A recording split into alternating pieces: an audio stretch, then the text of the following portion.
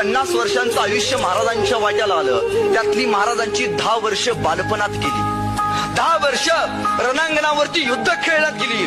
उरली फक्त 30 वर्ष. 30 वर्षांच्या आयुष्यात या माणसानं 750 वर्षांचा पारतंत्र्यांचा अंधार दूर केला.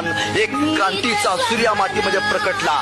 सोपं नाही. 750 वर्षांची गुलामी, 750 वर्षांचा अत्याचार अवघ्या 30 वर्षात एक माणूस लांब करतो, दूर करतो. हे सामर्थ्य संतांचा रक्षितो शत्रूंनी खंडतो भावंड भावना संस्थापितो ऐसा युगे युगे स्मरणीय सर्वदा माता पिता सखा शिवभूपतो.